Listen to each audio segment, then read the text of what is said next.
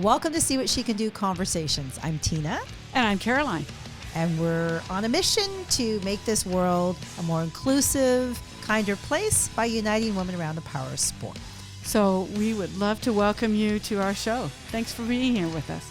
Tune in each week as we talk to change makers, community builders, and really everyday awesome people in the world of sport. And there's so much great stuff happening. We're excited just to showcase it. Each week we're together.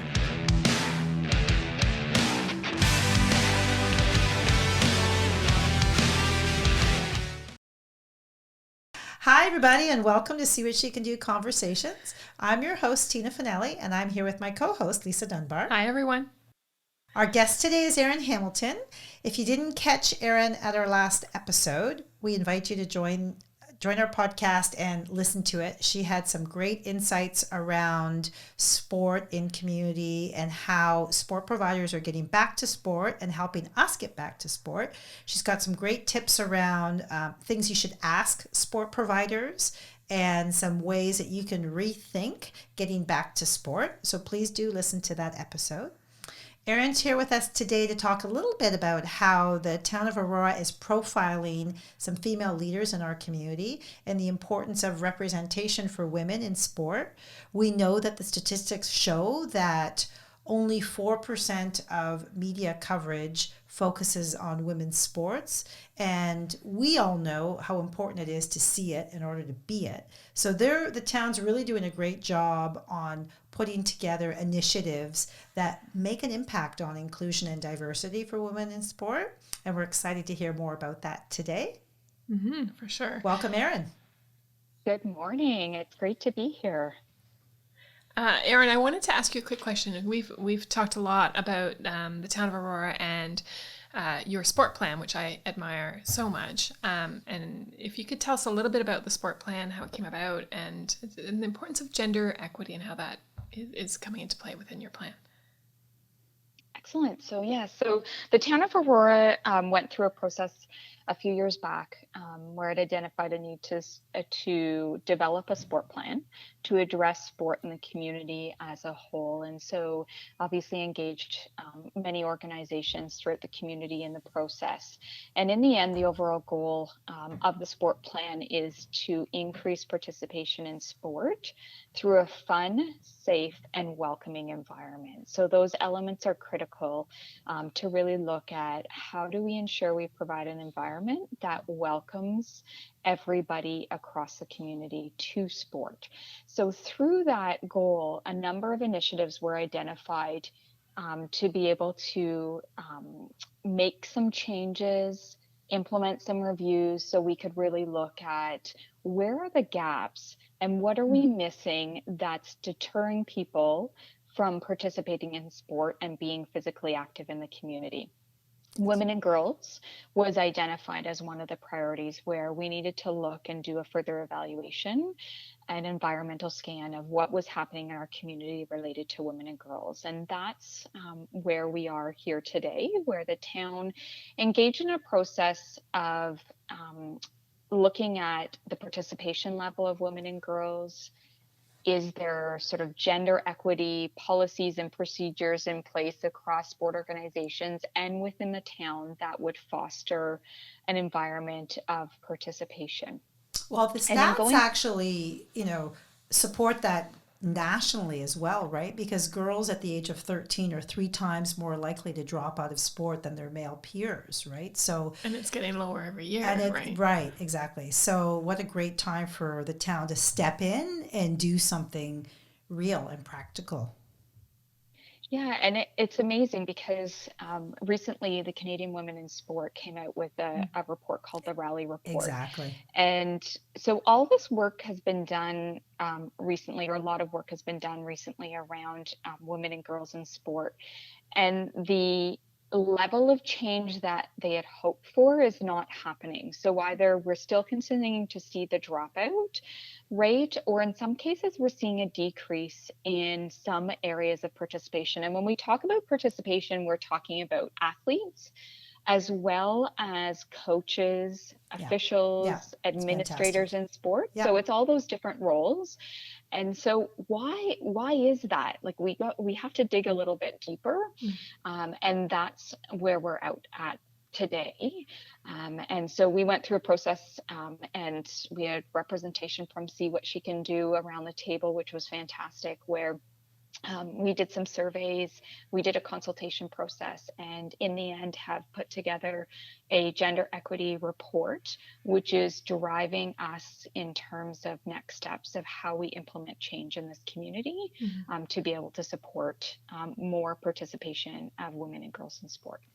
We love that. We love the notion of digging deep, understanding the issues, and then putting some practical plans and tools in place to be able to actually go forward with that. And I think the Town of Aurora has done a really good job of involving community members, whether that's sport providers or others, to be part of the solution. So thanks for doing that. That's a really, it's a fabulous initiative.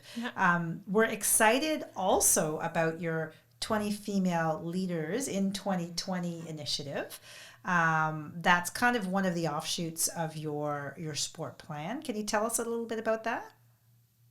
Definitely. So one of the areas, and when I talked about sort of multiple roles within sport and addressing that for women and girls, is those in leadership positions. So in coaching positions, official positions, board of director positions, there is definitely the stats don't show that women and girls are in those roles in an equal capacity as their male counterparts. And when we talk about the gap there, it's quite significant. And so our goal through this 20 female leaders in 2020 was to support females in the community to either start down the avenue into one of those roles or support them to continue to further their coaching careers, official careers, through more training, through coaching courses, as it may be. And so through this program, we're providing some financial support to females in the community, as well as some professional development training. And so we've selected 20 females, and through that, they'll obviously have those resources, but as well as celebrating them and promoting them out in the community. So Tina, one of the sort of first comments you made at the beginning of the podcast was, if you can't see it, then you're not going to strive to be it. So we need more females to be out in the community, celebrated in the media. And so it's perfect timing that we've just launched our promotion on social media of these 20 female leaders. So they'll be out in the community, and we're going to celebrate their successes, celebrate their contributions to sport, because it's an integral part of ensuring ongoing participation of women and girls in sport. Well, and it's amazing. We're going to have two of those leaders on our call in a few minutes. And what's awesome about these women, and many of the women that we talk to, whether they're elite athletes or they're everyday active women, is that they've typically had some role model in their life, someone they've looked up to. It may even just be somebody they've seen on TV. So whether it's a coach or whether it's, somebody that they've aspired to be, they've typically had somebody they could look up to. And the two young women that we're going to have on our call later on are a great example of how, when we can support each other and when we can see role models in our lives, that it helps us aspire to be a leader and bring in the next generation. Yeah, for sure. And on that point, Tina, we just had a meeting last night. So as part of the gender equity report, we've created a sport equity and inclusion committee, which going to drive that report forward and work with our local sport organizations and community on increasing female participation in sport. And so around sort of having those role models, one of the things we talked about was the need for role models, different role models at different stages of their sport and physical activity career. So we need role models that maybe sort of tried sport for the first time and were able to get 3 other friends to come out. So they may not be in that high competitive stream, but they're a role model because they started and they encourage and they engage other females to become involved. And so that's a great role model for other females. And then we're going to need females in coaching positions that we profile, whether it's assistant coaches, head coaches. So one of the goals we'll be working towards is having females in various capacities and various stages of their sport and physical activity career, to be able to showcase that across the community. That's fantastic. Well, what a perfect segue into our call out. So we've called out to Madeline Amelink and Heather Powers. Madeline and Heather are both two of our female leaders in the top 20 female leaders in 2020 for the Town of Aurora program. Thanks to Erin for sharing all the insights around how that got started and why the Town of Aurora is doing that. We're super excited to have you ladies on our call today. Madeline is a first-year University of Waterloo student. She's also a teacher at Aurora Family Martial Arts. So we're excited to hear about your experience there. And Heather Powers, it happens to be Madeline's mentor. So this is a really great example of how when you see female leaders in different roles within your sport, how it can help you with life skills as well as with the sport itself. So we're really thrilled to have you here as well, Heather. Welcome. Thank you. Okay, so why don't we jump right in, Lisa?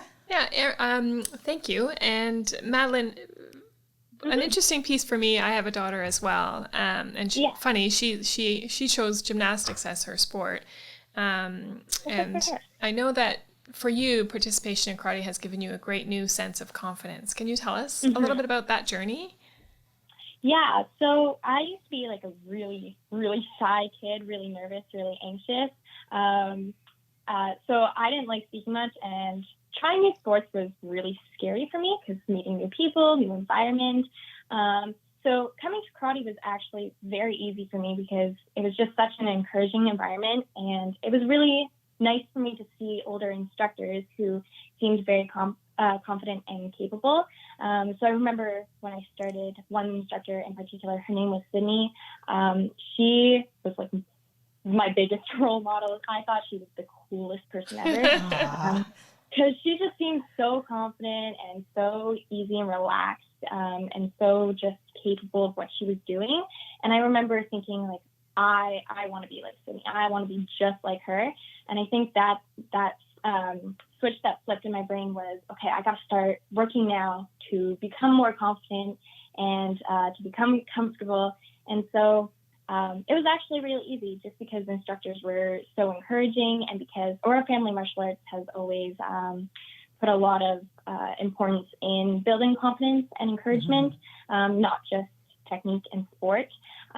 So that was really easy for me, especially because with all the encouragement, I felt like I was good at karate, and feeling like I was good at something made me feel like, oh, I can be proud of this and confident here.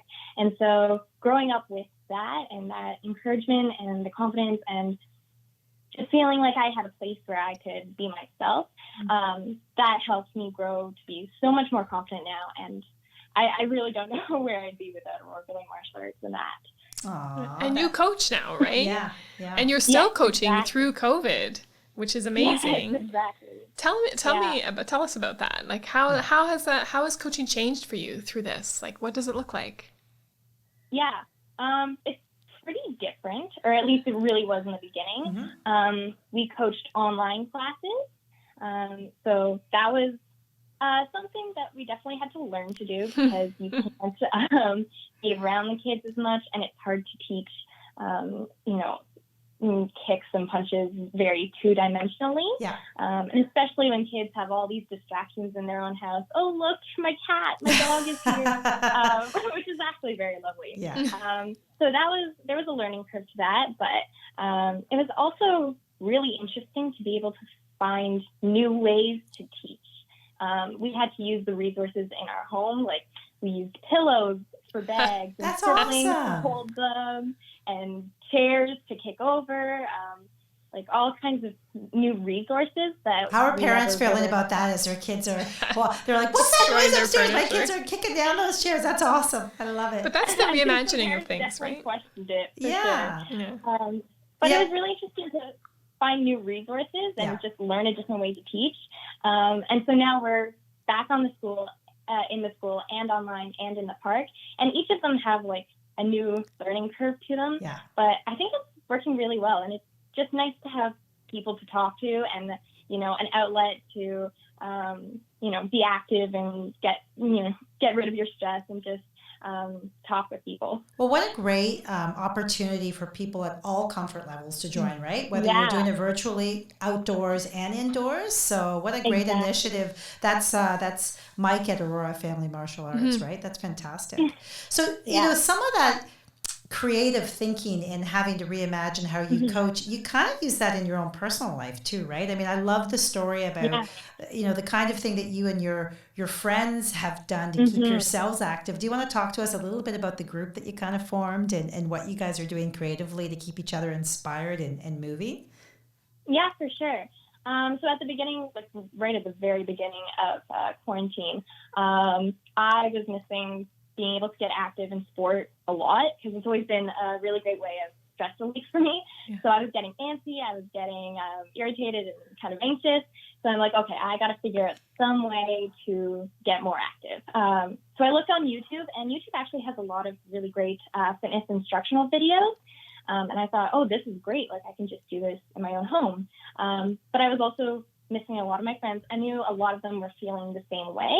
So I reached out to two of my closest friends and I said, hey, like, would you like to hop on a FaceTime call and just try doing this video with me? And they're like, yeah, sure, let's do it. And they all said, yeah, sure, let's do it. You didn't have to twist anybody's arm. No, they were right on board. That's amazing. That's great. So yeah, it started out the three of us and we tried it and it worked really, really well and we enjoyed it. So then they started reaching out to their friends and some other friends in our friend group. And it grew to be about 10 of us. And every day at 3:00, we'd hop on a call and try a new video. And I think the coolest part for me was everyone had a different background and a different sport. So we had a skier, a swimmer, a figure skater, a bunch of dancers. And we'd go around and everyone would have an opportunity to pick a new video. So we'd have dance videos, HIIT workouts, cardio, boxing. And I think the coolest part for me was just being able to try other people's sports and try new things, which I wouldn't have discovered that side of YouTube or that side of, fitness without COVID being a thing. You probably discovered a few new muscles along the way, eh? Exactly. What was your favorite one that you did? I think my favorite was we did a jive dance video. I'm an awful dancer. Yeah, I'm an awful dancer. It was really fun. It was really fun to try the jive. So that was probably I'm sure the dancers in your group were probably getting a good kick out of everybody trying to do it. Oh, they were laughing. That's awesome. Yeah. That's awesome. Yeah. So tell us a little bit about Heather and how she was your mentor and what you kind of learned from her. And then we'll hand off to Heather so we can start more of a conversation involving Heather in the conversation. Yeah, sounds good. So Heather started teaching when I was probably around 11, 12, 13.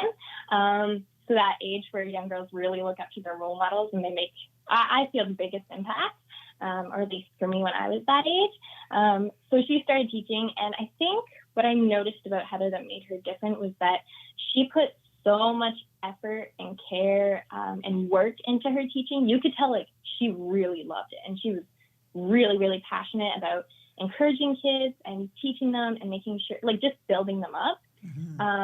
So that inspired me a lot, and I see how she affected other kids. I saw how she affected me, and I swore as a kid, I'm like, I gotta be the next Heather. That's awesome.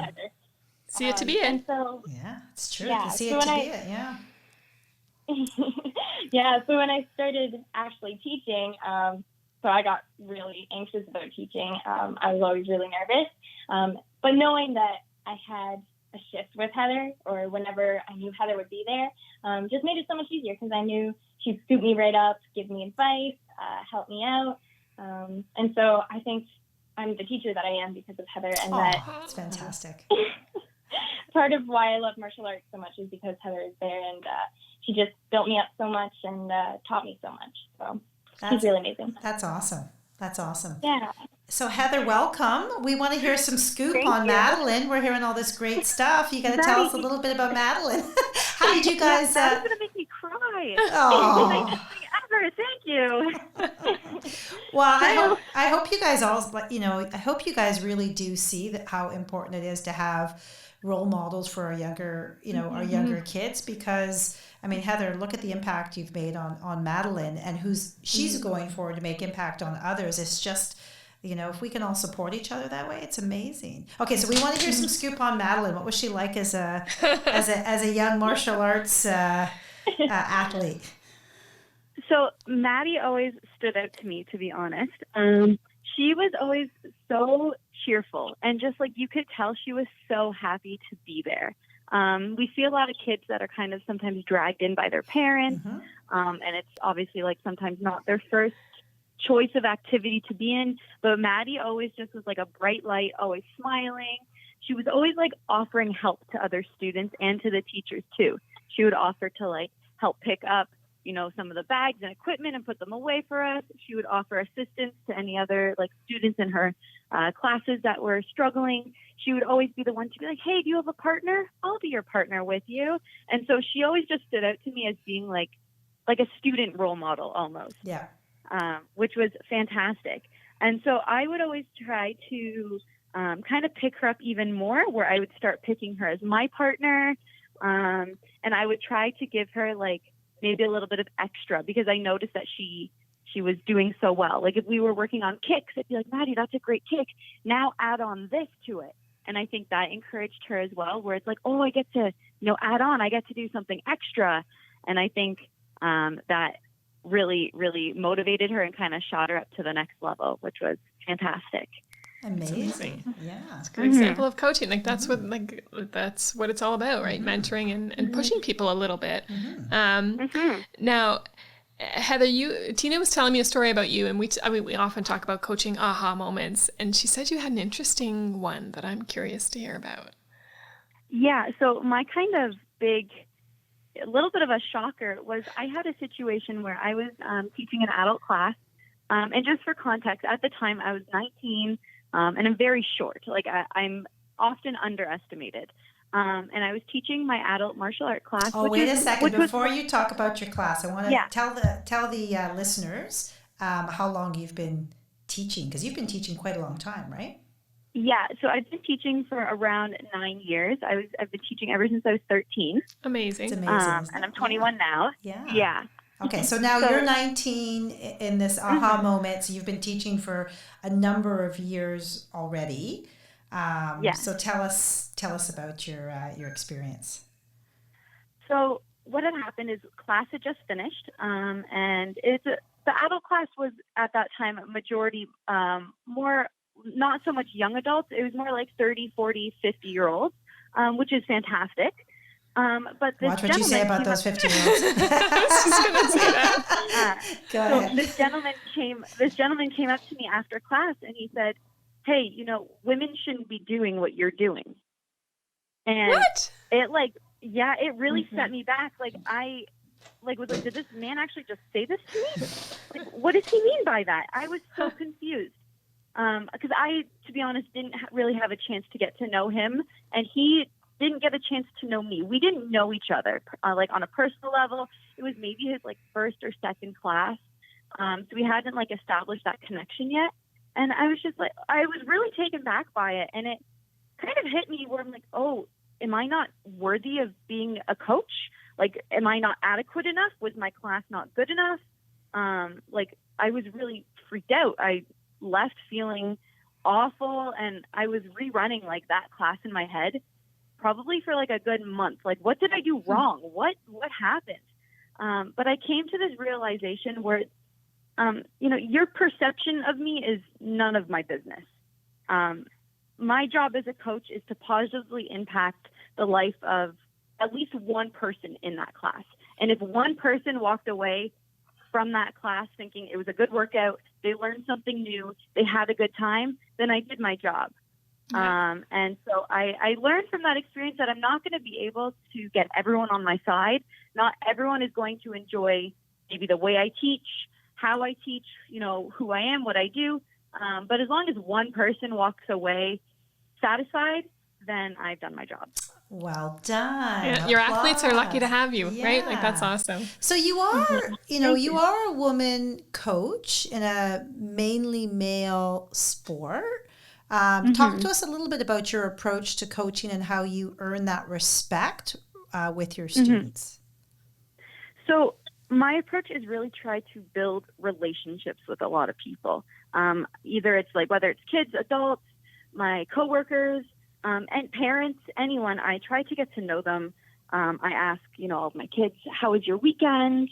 What did you do? How was your sports game? You had a soccer game. How was that? And I try to establish this connection with them because I want to feel approachable. I want all my students to know that they can come and talk to me about anything that's on their mind, anything that's bothering them, but they're not going to feel comfortable to tell me those things if I don't get to know them and they don't get to know me. We need to establish a foundation first. And so once, that connection is made, then I'm able to really do my job as a coach and understand, they're uncomfortable doing this. They feel anxious doing that. They really like doing this. And then from there, I can take those skills that they have and boost them up. But I would never be able to do that if that connection at the very beginning is never made. I mean, it's amazing because these truly are life skills, right? And at the heart of it all is getting to know people and helping them be the best that they can be and thrive at what they're doing, right? Yeah. So that's so fantastic. Okay, so you told me a story the other day that melted my heart. One of your greatest coaching moments. Can you share it with us?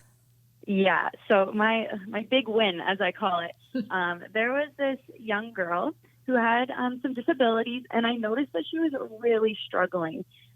She wasn't keeping up, and our classes are pretty fast paced at times.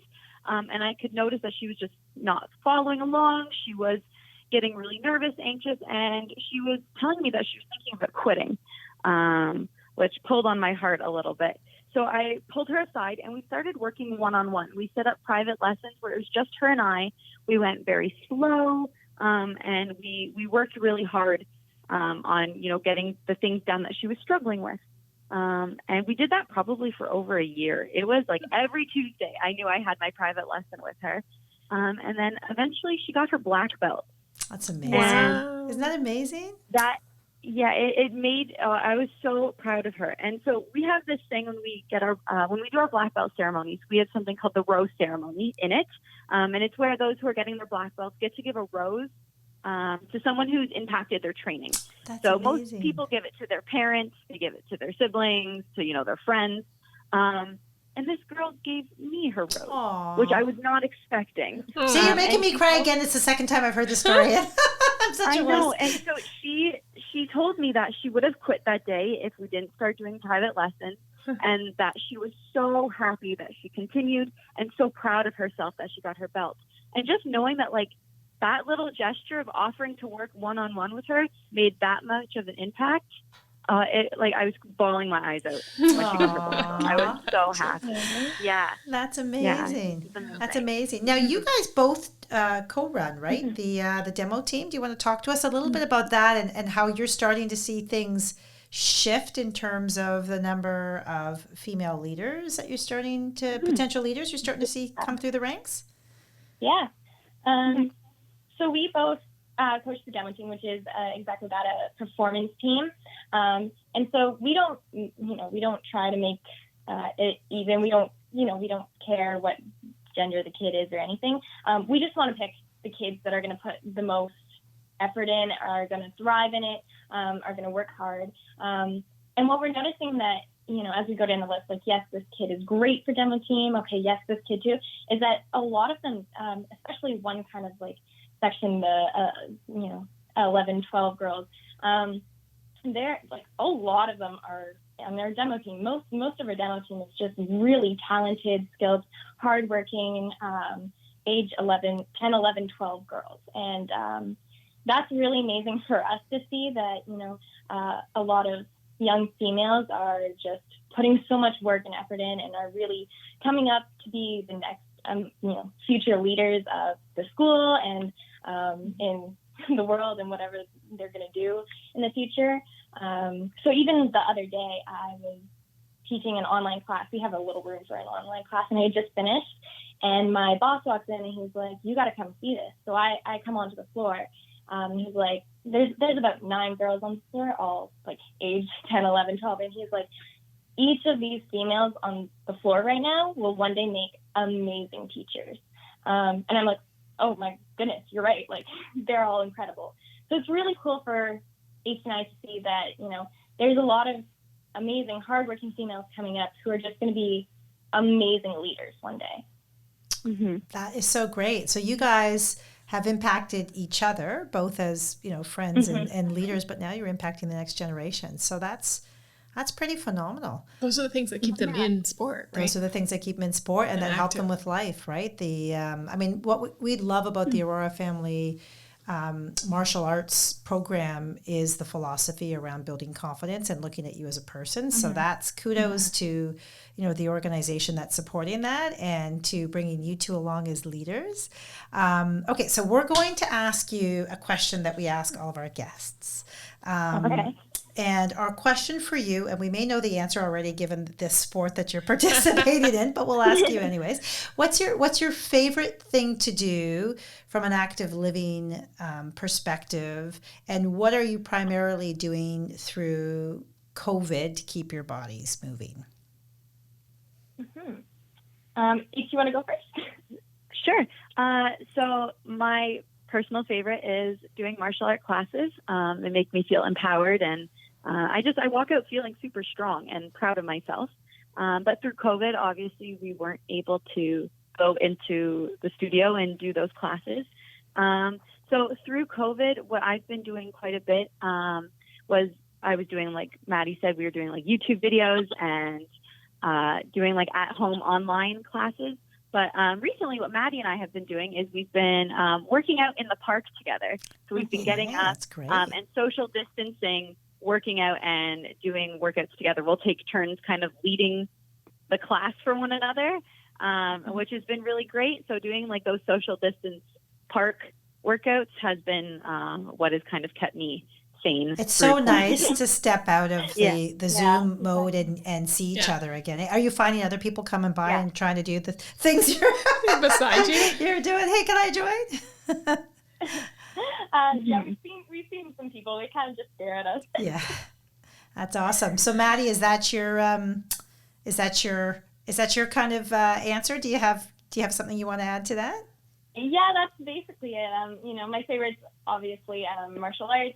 I love hitting stuff. That sounds. That's awesome.